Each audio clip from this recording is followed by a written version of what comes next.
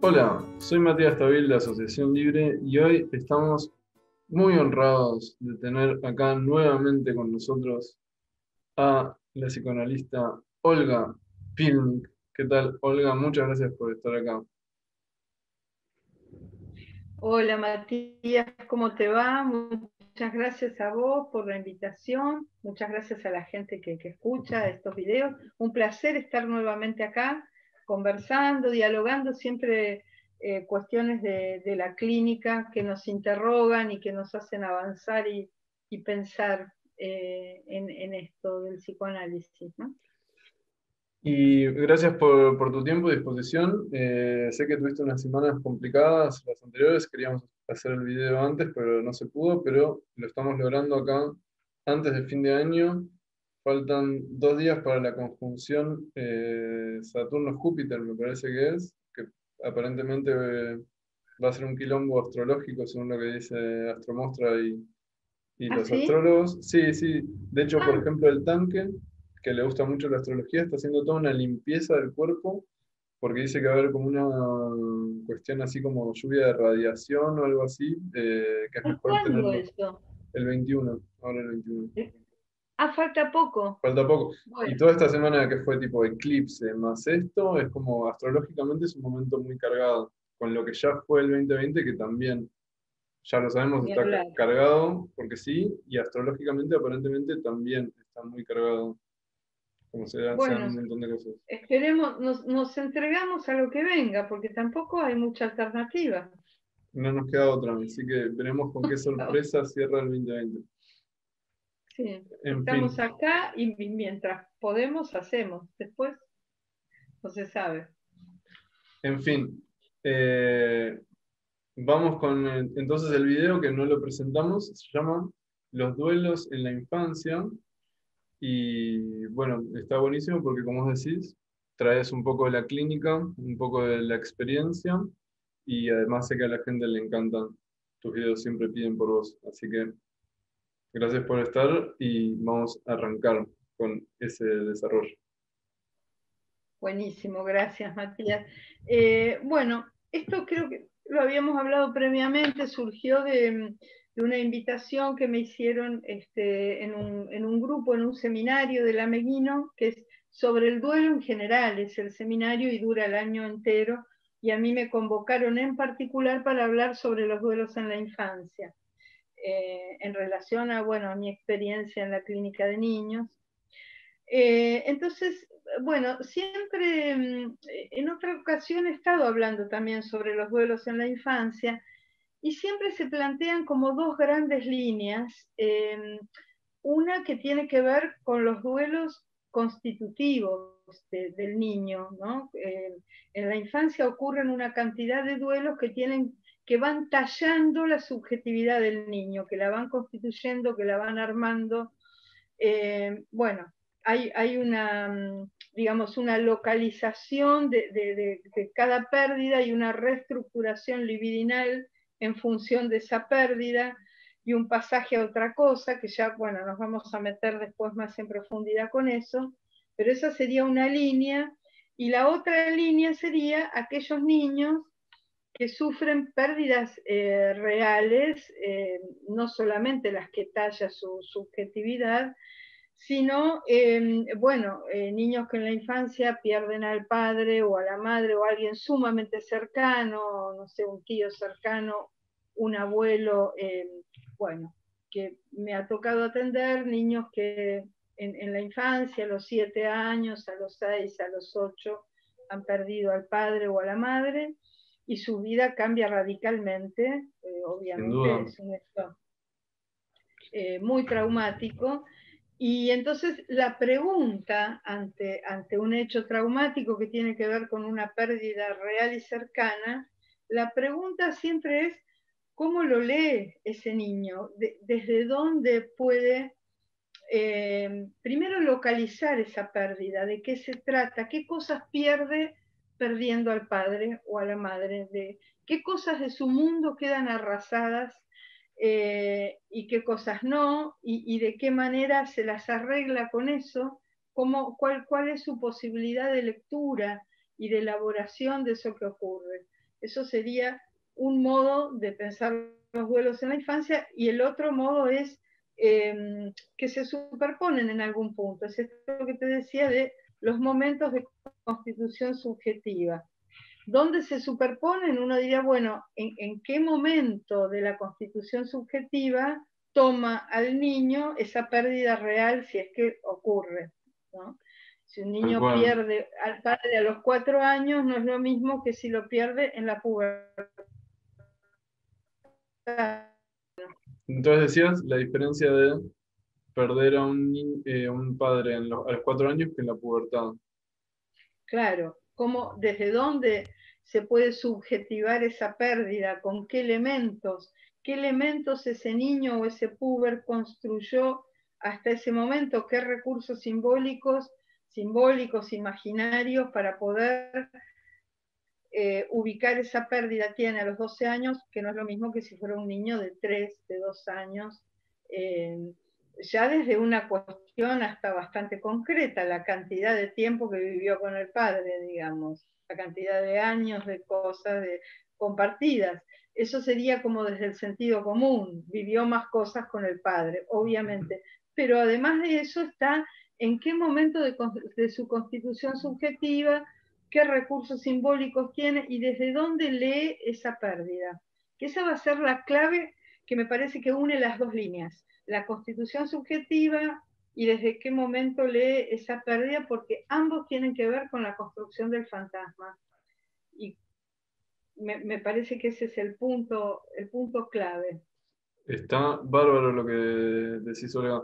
Si entiendo bien, es las pérdidas que uno inevitablemente tiene que pasar en todo desarrollo, son pérdidas naturales, ¿no? Vamos a decir, como decís, constitutivas, como que todos tenemos que pasar, eh, versus accidentes en la vida del sujeto, donde capaz se producen pérdidas que vos llamás reales, que no son el mismo tipo de pérdida y que además, según el momento dentro de esa evolución de cómo se van procesando esas otras pérdidas constitutivas, se procesa distinto y el sujeto tiene otros recursos. Absolutamente, sí, sí, sí. Y esto que a lo que arribaste está muy interesante, que es que decís como que esto se articula, digamos, que a partir del fantasma, como que el fantasma es lo que, con lo que se elaboran estas pérdidas. Claro, no, yo no diría que es el fantasma con lo que se elabora, sino que es el lugar desde donde el sujeto lo lee. Yo diría, porque bueno, esto lo habíamos conversado un poco antes, que tiene que ver con que en el fantasma yo aislé o encontré un elemento dentro de la teoría psicoanalítica, sobre todo lacaniana, un elemento que es histórico dentro de la estructura. Porque, digamos, bueno, Lacan después evoluciona hacia otro lugar, pero tiene durante todos los primeros seminarios, toda la primera parte de su enseñanza, muy marcada por el estructuralismo. Entonces, digamos que todo lo que sea evolutividad, todo lo que sea histórico, queda, digamos, por fuera de la teorización. En un punto esto es así porque efectivamente el inconsciente y el sujeto del inconsciente no está ligado a ninguna evolutividad y la estructura del lenguaje tampoco. Ahora el tema es cómo alguien subjetiva esa estructura, porque no es que alguien, o sea, de qué manera se relaciona un sujeto con la estructura del lenguaje y cómo la subjetiva en cada momento, en cada momento. Bueno, Buenísimo. entonces lo que viene a dar respuesta a esa subjetivación en cada momento es el estado del fantasma. El estado del fantasma vendría a ser como una matriz, una operatoria de lectura con la que el sujeto cuenta para leer la realidad, para leer los distintos acontecimientos.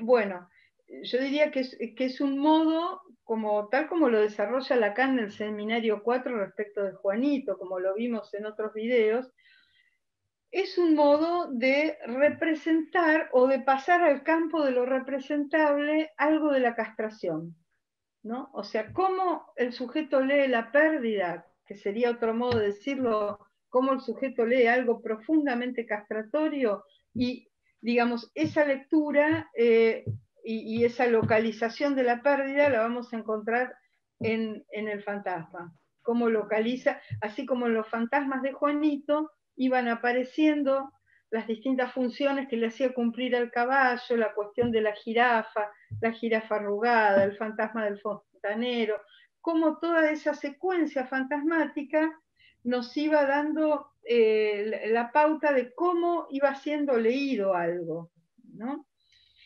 Y entonces esto, para vincularlo con las etapas que plantea Freud, digamos etapas, así es en el discurso freudiano, uno lo podría pensar como una lógica, pero está, digamos, la etapa oral en términos de Freud, que uno diría la lógica oral, anal y fálica, que serían los modos en los que se va organizando el fantasma.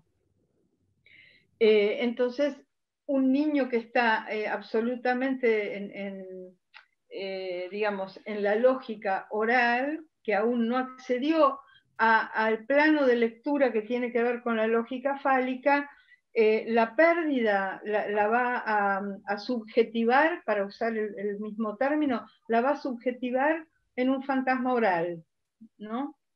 O en un fantasma anal, o, digamos, en una lectura fálica. Yo creo que lo que comentábamos, que ahora voy a traer esto, que fue en el intercambio que tuvimos de audios, respecto de, por ejemplo, un niño, y ahí se juntan las dos líneas, un niño que pierde a su padre a los 8 años, por decir un 8 9 años, digamos, la lógica con que lee eso es una lógica fálica. ¿Por qué? Porque lo primero que aparece es la vergüenza. Los demás tienen, yo no tengo. Lo primero que aparece es la vergüenza, el no querer ir al colegio para que no se note, para que no aparezca él en falta porque él no tiene lo que los demás tienen. Ya este razonamiento obedece a un fantasma fálico. Los demás tienen, yo no tengo. Fui Buenísimo. privado de algo, ¿no? Mirá qué bueno, sí. ¿Cómo se lee esa castración? En un niño más pequeño, digamos, si el padre muere o la madre en un niño que tiene 3 años, muy difícilmente un niño de 3 años va a decir, no quiero ir al jardín porque los otros tienen papá y yo no tengo, ¿no? Todavía no está ese plano. Probablemente diga otras cosas, ¿no? Sí. ¿Qué podría decir? Y lo que aparece, y no solo en los niños pequeños, en niños más grandes también, lo que aparece es como los detalles, los puntos en los cuales el padre sostenía alguna escena.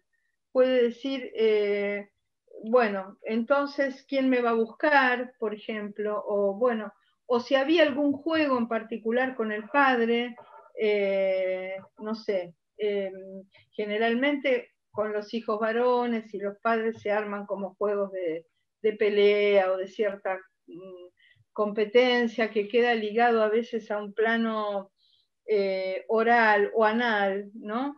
Entonces es leído desde ahí, bueno, entonces, ¿quién me va a pegar una piña? ¿Quién le voy a poder pegar? O bueno, o esa, digamos, ese monto de agresividad va a parar a algún hermanito, ¿sí? Esos juegos cuerpo a cuerpo que tenían con el padre, a veces lo localizan en un hermanito y empiezan a agredirlo mucho, pero no porque haya ninguna bronca en especial con el hermano, sino porque desplazan algún juego que sostenían con el padre directamente, tal vez sin nombrarlo, ¿no? Uh-huh.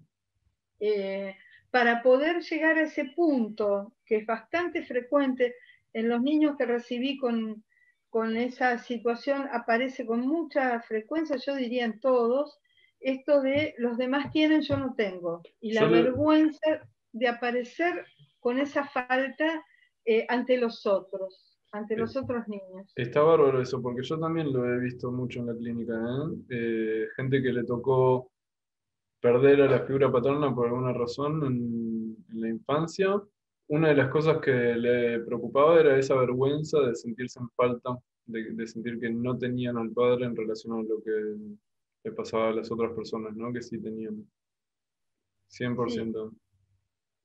sí, bueno, estamos haciendo hincapié sobre la figura paterna, pero también puede ocurrir respecto de la madre, ¿no? Claro, obvio. Eh, lo que pasa es que, bueno, vamos a decir, la cuestión, digamos, ¿no? Uno no puede hacer una abstracción de lo que es el contexto cultural, porque el contexto cultural va a parar a algunas determinaciones de la subjetividad, no es como un decorado. Y básicamente, por lo menos lo que se corrobora en la clínica, es que hay algo de la falta del padre que se vive con mucha vergüenza. La falta de la madre, en verdad, es diferente el modo en que se registra. Eh, Aparece de otra manera, quizás. No, no es que no aparezca y no es que no sea dolorosa, pero no se registra como eso de los demás tienen, yo no tengo. Mirá qué Eh, loco. ¿Cómo, es cómo dirías que se diferente. registra? En lo que yo he visto en niños que han perdido a la madre, en realidad, bueno, me guío por lo que yo he visto en algunos niños, es que adquieren como una autonomía bastante precoz, como se vuelven como adultos pequeños, ¿no? Como, porque la madre está tan asociada a las cuestiones del cuidado, y sí, esto es cultural, obviamente es cultural, pero bueno, es que son niños que están en esta cultura, Obvio. no, no están en India, no vivieron en el siglo IV antes de Cristo, No, y además son no es que la contemporáneos. cultura los influye, no sé, en la adolescencia o en la adultez temprana. La cultura está ¿Cómo? presente, que la cultura además no es que los influye más de grandes cuando empiezan a conocer, no sé, a ver noticias o a conocer cosas de afuera. No, no, porque Eh, además sus padres están inmersos en la cultura, la Ujú. escuela a la que van, o sea, hay, yo diría como un Sí, Edipo ampliado en términos históricos, las totalmente. coordenadas históricas. Entonces, hay algo de esos niños, por lo menos con los que me tocó trabajar, donde aparece como una sobreadaptación respecto de la pérdida de la madre, y que asumen sobre sí mismos cuidados que en general están puestos en la figura materna. Porque además hay que decir otra cosa que también proviene del campo cultural, y es que además de esta asociación a los cuidados básicos y todo eso, siempre aparecen como figuras bastante dispuestas a reemplazar a la madre, bueno, tías, abuelas, como que hay mucha maternización alrededor, aunque no sea lo mismo, pero no ocurre así con el padre. Cuando un niño se queda sin padre, no hay muchas figuras disponibles. Bueno, podrá tener ¿No? Un alguna tío, figura. un hermano Sí, mayor. puede ser, puede aparecer en algunos momentos claves, pero digamos que se vive como, digamos que eso no quita el plano este que yo te decía de la vergüenza, ¿no? Aunque haya un tío, un abuelo, lo que sea. Entiendo. Vergüenza que no se registra cuando lo que falta es la madre. Eso más bien puede ser un dolor, bueno, puede ser. ¿Desprotección? Ok.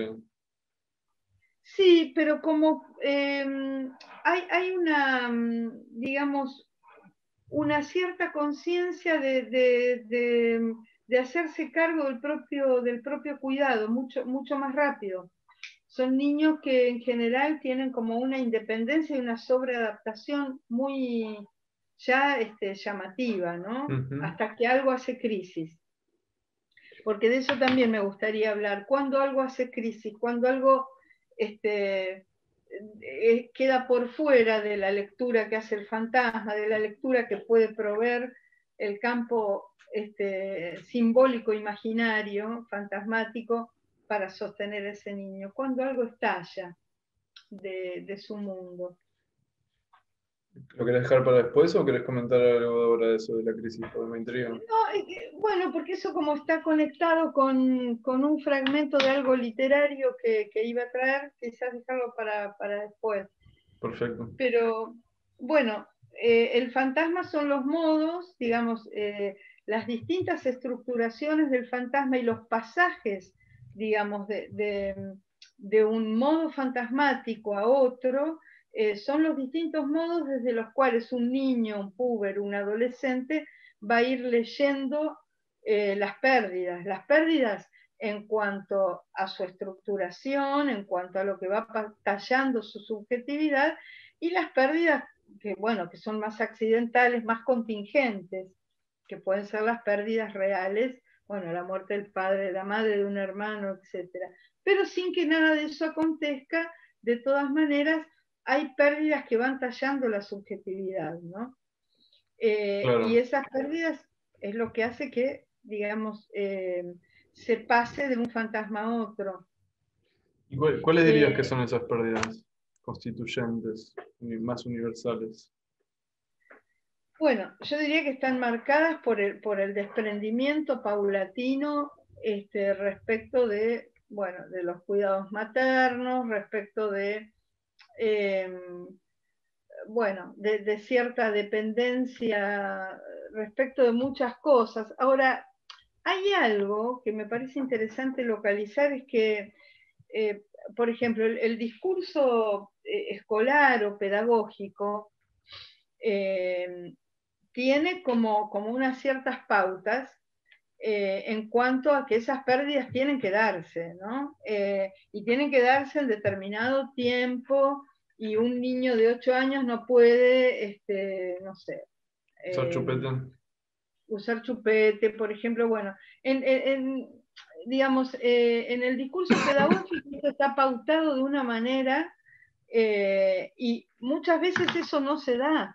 Entonces, bueno, llegan al consultorio con estos problemas escolares que en verdad tienen que ver con que algo de esa estructura fantasmática todavía no dio como una vuelta, no pasó por una transformación necesaria que le haga al niño poder soportar, digamos, la separación con la madre, la separación del entorno familiar, ubicarse en el espacio escolar, relacionarse con los otros chicos. Claro. Dormir Esto es otra solo, no cosa. sé, como ese tipo de cosas. Comer solo, decís, Dormir solo. dormir solo. Bueno, esto es una dificultad que yo la veo mucho, sobre todo en esta época. El tema de, no me refiero a la pandemia, esta época ya viene, yo digo esta época, son como hace como 10 años por lo menos. Este, hay como mucha dificultad en esto de que los niños tengan su propio cuarto, bueno, se desprendan incluso duermen en la cama de los padres, muchos niños, bueno, es como, trae una serie de dificultades, y también, digamos, en cuanto a todo el dispositivo de protección que los padres diseñan respecto del niño, de que no crucen la calle solos, de que no vayan pero ni a la esquina, de llevarlos hasta la puerta de un lugar y de irlos a buscar, que por un lado uno puede pensar, bueno, las épocas cambiaron, es cierto que los peligros son otros y que entonces, bueno, a mí me parece bastante una excusa eso, ¿no? Es cierto que las épocas cambiaron, pero también hay dispositivos, hay modos, eh, bueno, hacer un pool con otros padres, o sea, turnarse, como armar como una cierta comunidad en la cual algo no quede tan abrochado edípicamente, o sea, que el cuidado sea un cuidado más ligado a algo, digamos, que se pueda ubicar de ese modo. A veces, bueno, se turnan los padres para, bueno, que no sea siempre el mismo. Yo creo que hay como una diversidad de excusas respecto de que se verifica en la clínica que en los últimos, no sé, 15, 20 años se ha vuelto todo mucho más incestuoso, ¿no? y los niños son retenidos por los padres mucho más tiempo. En parte porque hay un elemento cultural que también lo estimula a eso. Hay un psicoanalista que, bueno, fue discípulo de Lacan mucho tiempo, Serge Leclerc, que tiene un artículo muy interesante sobre el incesto, donde él dice que en verdad, más allá de esta frase de Lévi-Strauss, de que la prohibición del incesto funda la cultura, efectivamente es así, pero él dice que actualmente la cultura fomenta el incesto en diversos lugares. La escuela es uno de ellos, ¿no? Mirá. Como convocar permanentemente a los padres en todo. Bueno, los diversos lugares sociales por los que pasa un niño, donde los padres tienen que estar absolutamente presentes en todo, donde queda bastante perdida la marca propia de un niño. No confían en que pueda tener recursos simbólicos, imaginarios para desenvolverse. Un analista, Enrique Millán, que escribió un libro junto con Silvia Weinstein, que se llama Adolescencia, en uno de los capítulos decía, no confíen en su propia transmisión, ¿no? Eso me pareció muy interesante, porque hay algo de la transmisión de la cual el niño se apropia, recursos que después tiene para sí mismos, como si no pudieran confiar en eso, como si para que eso se garantice tuvieran que estar ahí presentes, ¿no? Entiendo. Entonces, se les dificulta mucho la elaboración de las pérdidas cuando los adultos se ponen ahí como obstáculos a que esas elaboraciones ocurran, ¿no? Qué bueno lo que marcás, está bárbaro, totalmente. Y quedan muchas veces como Fordá pendientes, ¿no? Este primer juego de su nieto que señala Freud, que es muy interesante, ahí en 1920, más allá del principio del placer, donde es como una matriz simbólica que opera, digamos, en esta posibilidad del corte, por un lado, de poder, digamos, simbolizar la partida de la madre, todo esto que plantea Freud, pero también,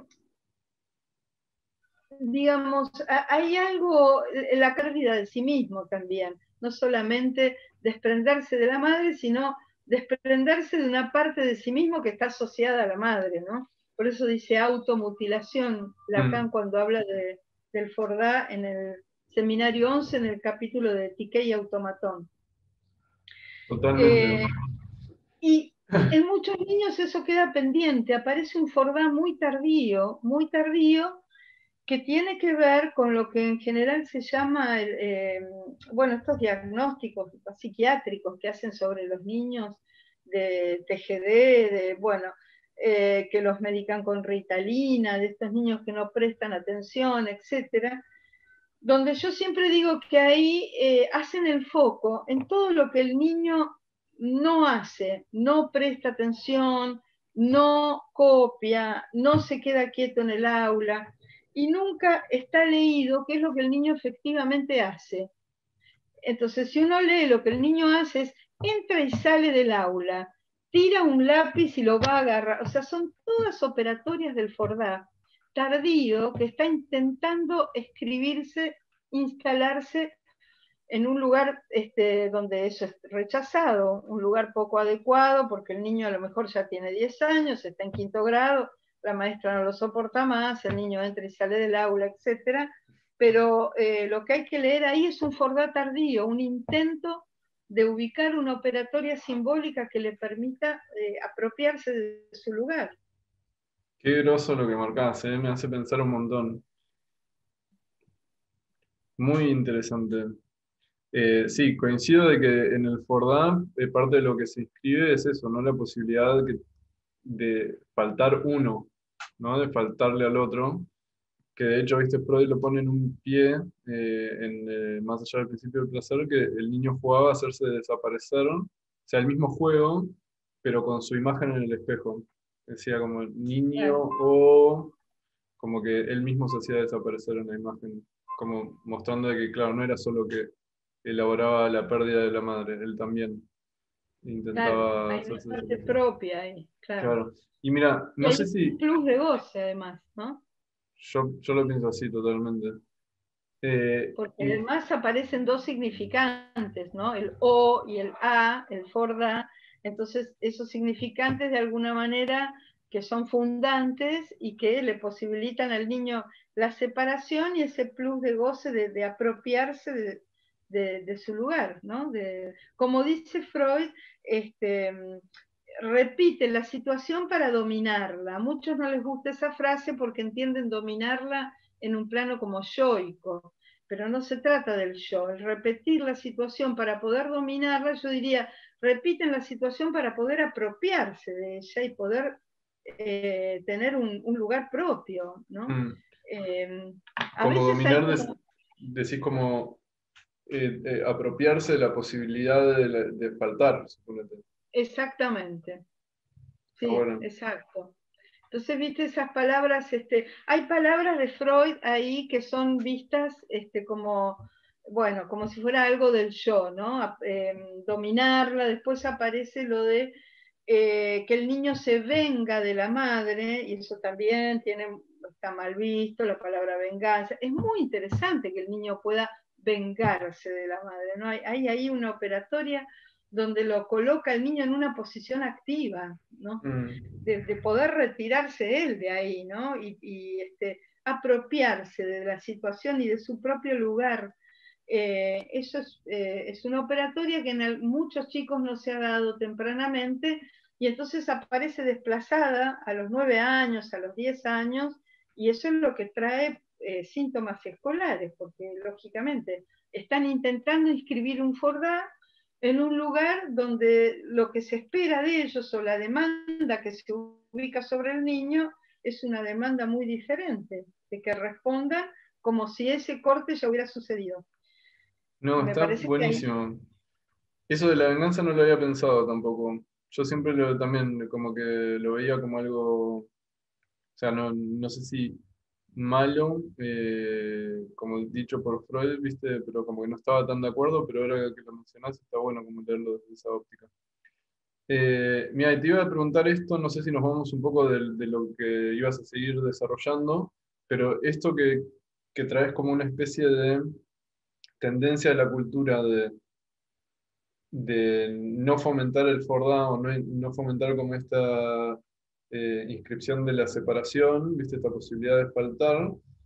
Yo lo que veo en la clínica un montón es que está muy asociado a, a la no aceptación de la madre del rechazo que sintió por el hijo. O sea, Ah, bueno, sí. una parte de rechazo, porque no es como rechazo o deseo, porque coexisten, digamos, Ambivalencia, digamos, claro. ambivalencia, pero la parte que es rechazo, que es, está presente porque somos humanos, es así, la parte como que falla a ese ideal materno de puro amor, pura contención, puro estar para el otro, a veces genera tal ruptura narcisista en la persona que la reprime y la intenta compensar con sobrecuidado y por eso no puede permitirse faltar como delegar esa responsabilidad en otros o permitirle cierta independencia al niño, porque resuena con esa falta, como si se desprendieran, como dijeran, bueno, abandono mi rol materno en este momento,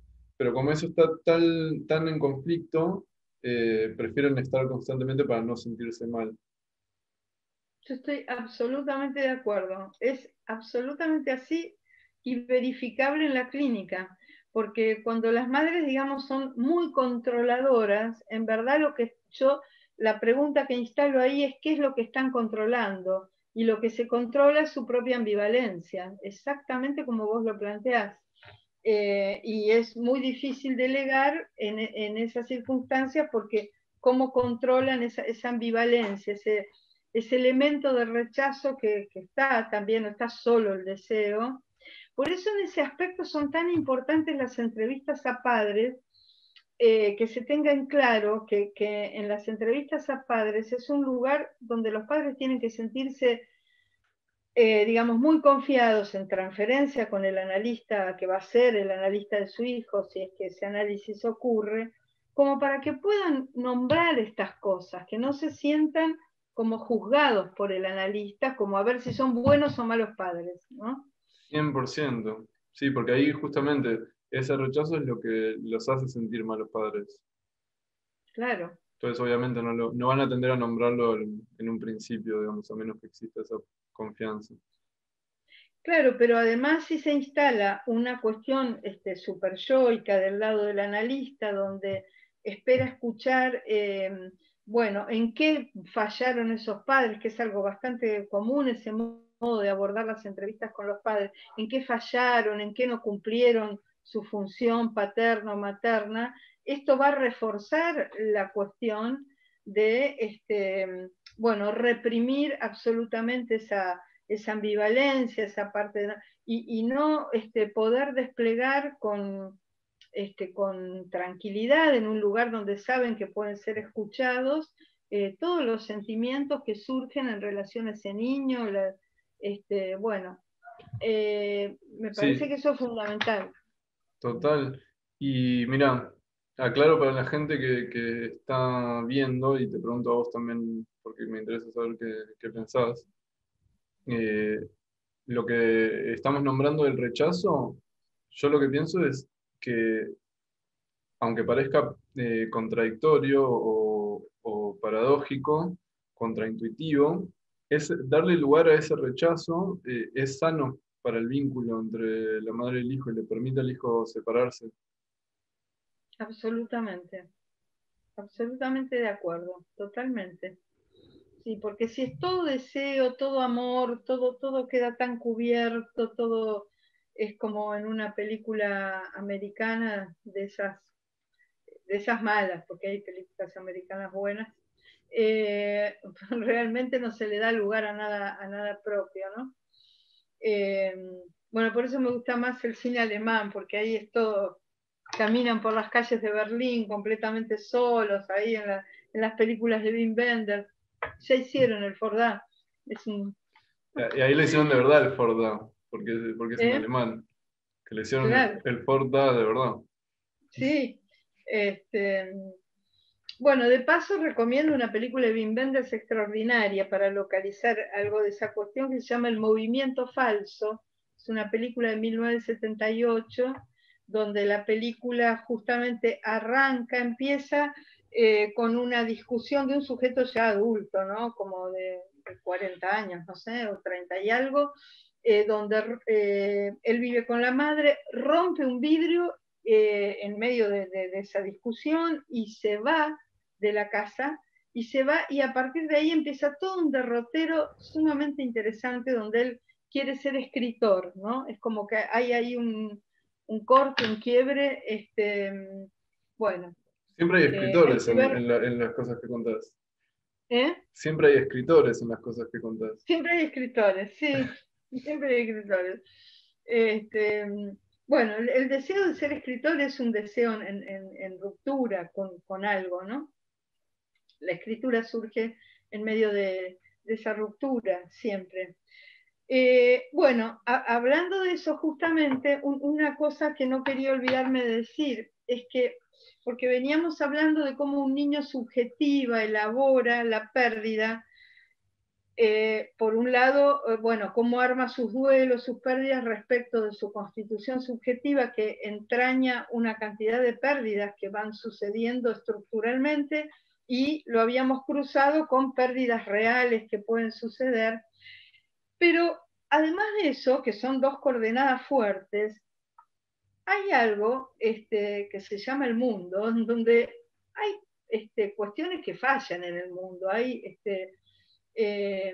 grietas, digamos, hay lugares por donde el mundo presenta sus grietas y que no necesariamente o no solamente tienen que ver con algo de la barradura del otro, la falla del otro, aquello que el padre no pudo, que la madre no pudo, no lo alojó, todos estos discursos que en algún sentido a veces son así, pero muchas veces es el tema de que, bueno, lo sabemos en este momento que estamos viviendo esta pandemia y que no sabemos cómo va a terminar, si es que termina o si no viene otra pandemia, etcétera, que el mundo presenta fallas. No todo depende de la situación edípica, porque digamos que No, la claro. pandemia excede, digamos, los padres viven en un mundo que los trasciende. Bueno, hay muchas cosas que son de la época y del mundo en que les tocó vivir, en que nos tocó vivir, y entonces aparecen para los niños, esas grietas del mundo aparecen en pequeños detalles.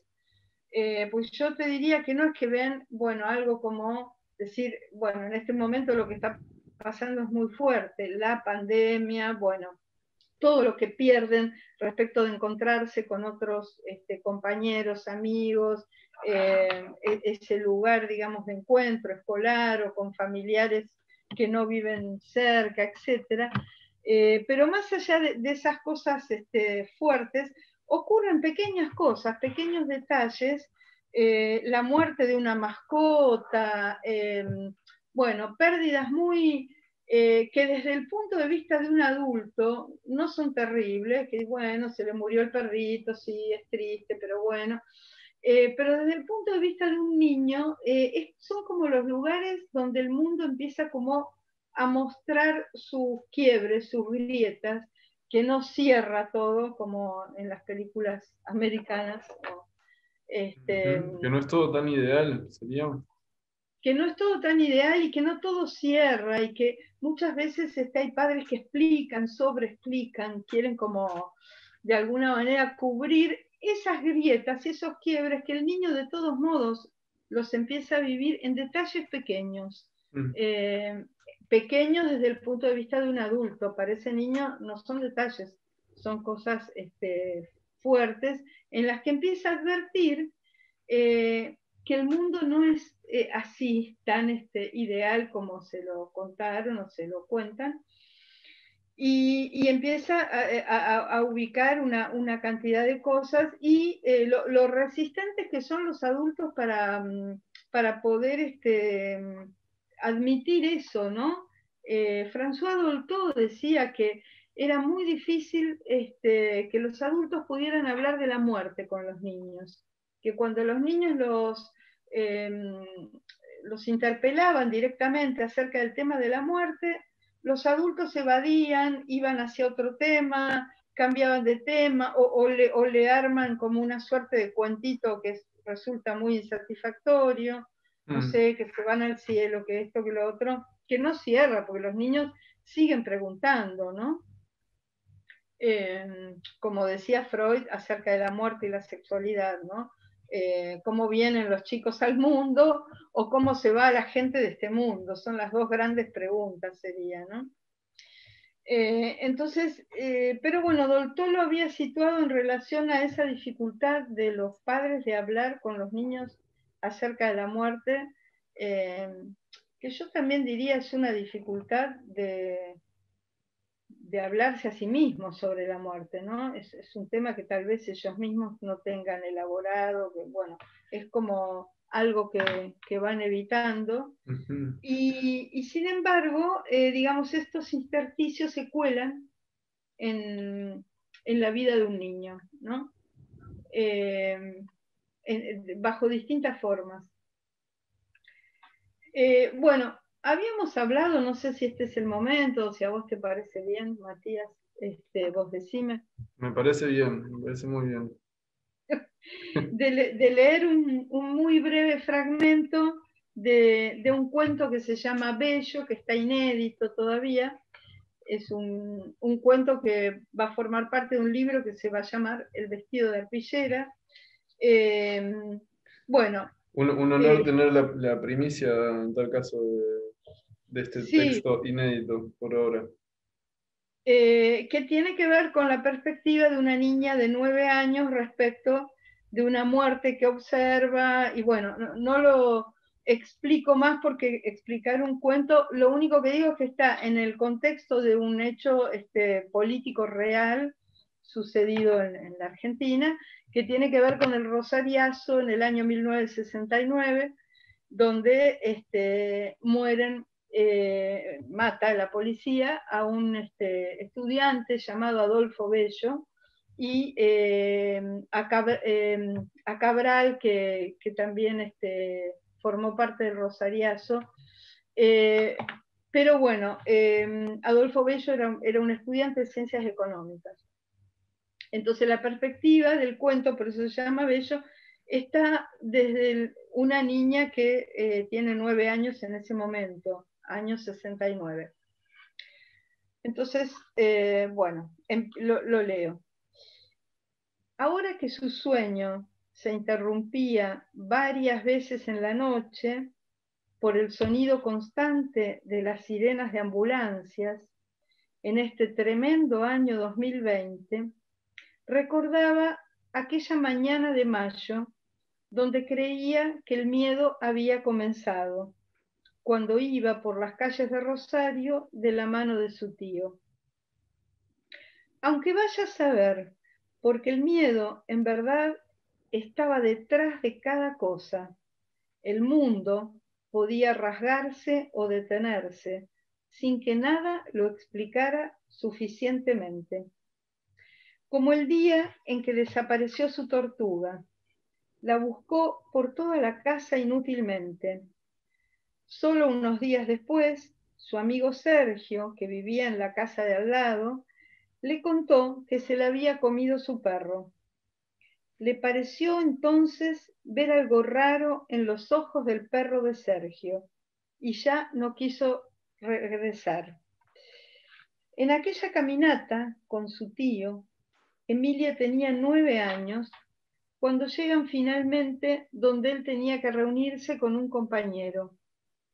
Emilia recordará que el compañero de su tío dijo exactamente 3 veces a la policía que lo rodeaba: no me tiren, no me tiren, no me tiren. Lo que siguió fue el estampido, la gente dispersándose, la mancha de sangre que crecía en el piso, un enorme silencio. El mundo hizo silencio. Recuerda eso hoy mientras continúan las ambulancias quebrando el silencio. Bueno, hasta acá el fragmento. Qué fuerte. Sí.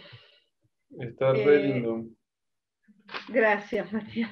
Esto es interesante porque sitúa cómo esa niña de 9 años había vivido ya algo de que el mundo puede volverse extraño, y que no hay explicación para eso, y que su tortuga puede desaparecer. Uno diría, bueno, qué lejos un acontecimiento tan banal como la desaparición de una tortuga al asesinato, en que ella son como dos cosas, desde el punto de vista de un adulto y desde el sentido común, son dos cosas muy distantes, pero desde el punto de vista del mundo de un niño son dos cosas muy próximas, porque evidentemente esta niña ya algo del quiebre, de la rasgadura del mundo, ya se le había presentado bajo esta forma de la desaparición de su tortuga, hasta que se entera que se la comió el perro del vecino. Y bueno, donde ella ya no quiso volver, digamos. Y luego, bueno, la experiencia esta de presenciar el asesinato, y viste que hay una vuelta al presente respecto del quiebre del mundo tal cual lo conocimos hasta ahora, que produce la pandemia. Son 3 quiebres distintos, ¿no? Totalmente. No, está hermoso, Olga, me encantó. Me gusta mucho. Bueno, gracias. Bueno, gracias, hay que transmitírselo a Julia Green, porque es la autora, no soy yo. Julia Link es muy buena escritora. Veremos si consigue editar estos nuevos cuentos, además de los días de noche. Pero bueno, es interesante, me gustó tomar este fragmento porque aparece la pérdida, y no solo la pérdida, sino el quiebre del mundo en 3 formas diferentes, ¿no? que es cierto que no tienen el mismo estatuto una que otra, que no es lo mismo una pandemia, un asesinato, la desaparición de una tortuga, pero sí desde el punto de vista de cómo se arma esto en un niño y cómo puede armar estas conexiones luego, ¿no? Totalmente, es más, quizás para un niño muy, muy chico, que desaparezca la tortuga es más una ruptura en la continuidad del mundo que la pandemia. Absolutamente, sí, estoy de acuerdo. Sí, sí, porque es una mascota con la que tiene una relación cotidiana, vuelve de la escuela y la va a buscar y la espera, y bueno, la pandemia es algo que lo trasciende, que bueno, que además Que lo manejan los adultos en general, sus no llega a movimientos, comprender como todas las consecuencias, digamos, de lo que está sucediendo. claro. Además no quedó en la desaparición solamente, sino en eso de saber que el perro se la comió, ¿no? Como Que eso me lo decíamos. mencionabas por su vínculo con lo oral también, ¿no? Me Sí, comentabas. te iba a decir eso respecto de cómo se van armando los fantasmas en las distintas, en los distintos tramos de subjetivación y cómo queda esto de la tortuga como ese fantasma de devoración, ¿no? Que incluso es un fantasma que puede persistir más allá de que después el fantasma evoluciona y demás, encontramos adultos con fantasmas orales. Lacan lo señala fundamentalmente para la fobia, el temor a ser devorado, que a veces, no siempre, pero a veces tiene conexión con algunos episodios infantiles como esto, ¿no? Ujú. El temor a la devoración, que bueno, queda localizado en las zoofobias además, ¿no? Un perro que se come una tortuga, verdad es que hablamos de la zoofobia y de su persistencia en los años, por ese efecto tan traumático que tienen, ¿no? No, está buenísimo.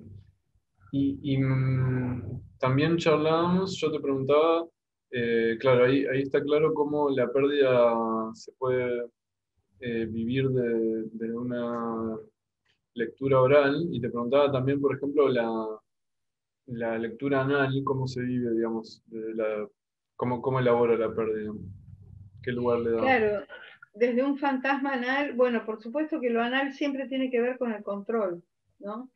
Con el control de lo que se retiene y de lo que se expulsa, ¿no? Entonces, el intento desde un fantasma anal siempre es de controlar. Bueno, se pierde tal cosa, pero se recupera tal otra, ¿no? Es un fantasma típicamente obsesivo, donde, bueno, tienden a retener, generalmente están en un campo bastante más defensivo, donde algo de la pérdida queda un poco negado en función de, bueno, retener otras cosas, objetos valiosos, dinero, el Ujú. tema del dinero, los obsesivos cumple esta función de, digamos, a veces reemplazan o sustituyen pérdidas afectivas fuertes con el tema de la retención de algunos objetos, del dinero, bueno, ese tipo de cosas que le darían como una garantía, entre comillas, ¿no?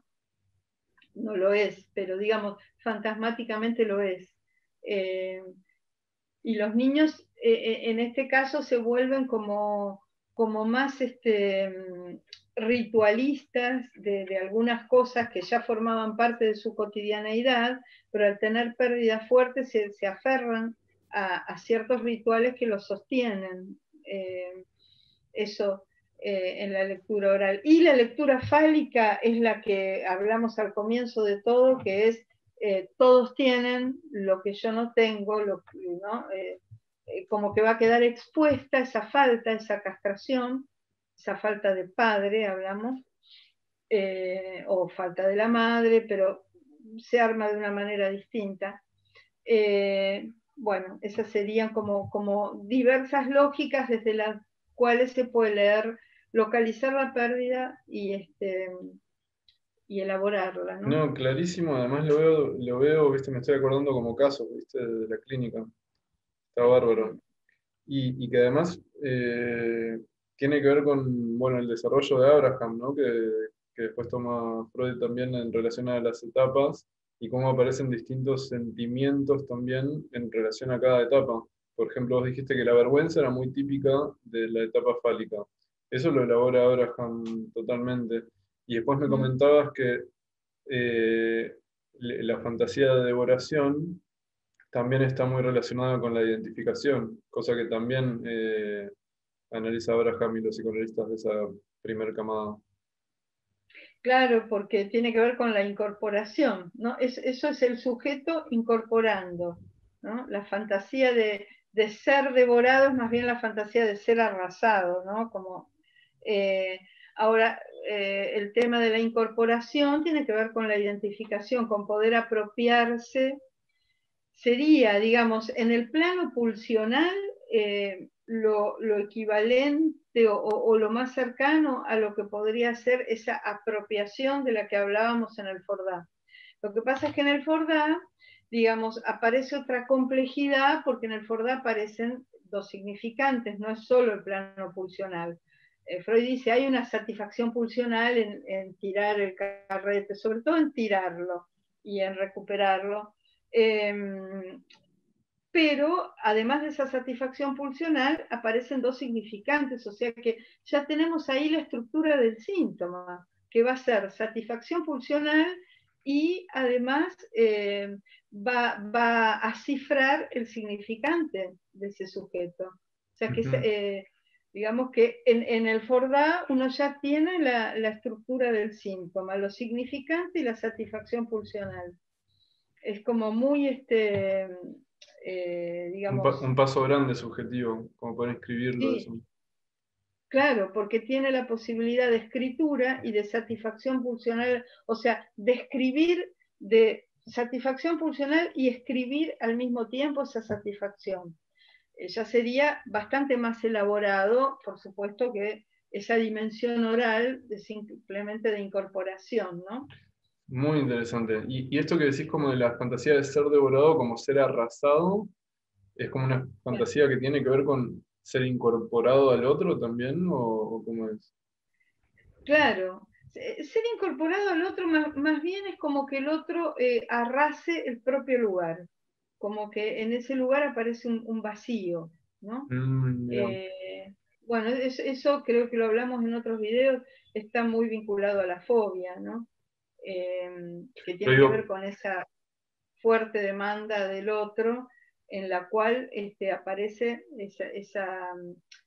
ese temor a ser devorado, que Lacan lo nombra en el seminario 4, que en el fondo, no me gusta nunca decir en el fondo, porque es como ir a un fondo, una superficie, pero no sé cómo decir, en el sustrato de toda fobia hay un fuerte temor a ser devorado, a la devoración. Hay un fantasma oral muy fuerte. Lacan usa este término, fantasma oral, dice ujú. ahí en el seminario 4. Claro, y pregunto esto, o sea, ese fantasma o ese miedo a ser devorado, ese como ser arrasado como sujeto, o sea, como algo que no le da lugar al sujeto, o algo de esa devoración da lugar a algo de la subjetividad, cuando queda ese vacío, suponete. Como hacer aparecer ese No, vacío, o es un temor a ser arrasado como sujeto. sea, que Sí, desaparezca la subjetividad del sujeto. sí, sí. A quedar tragado por el otro. Por supuesto, es fantasmático. Eso no ocurre, ¿no? Todo esto tiene una dimensión fantasmática.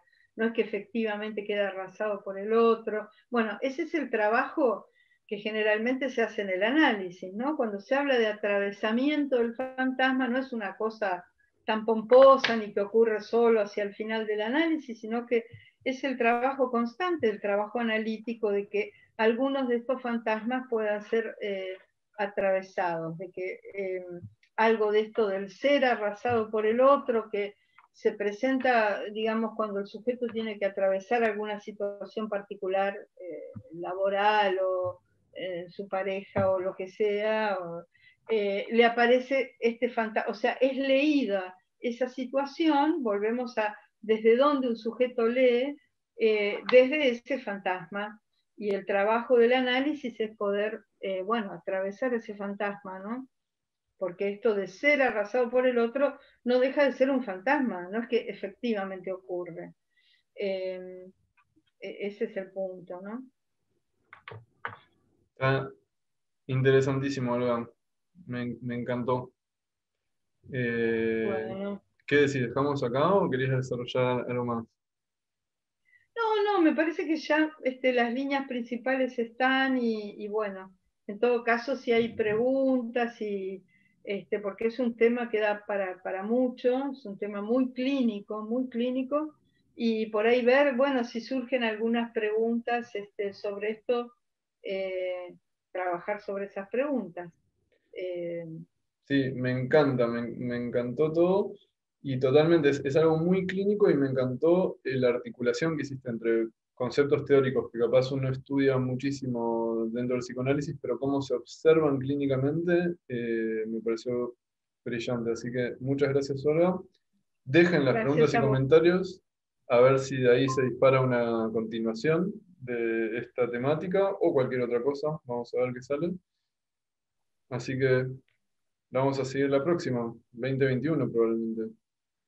2021.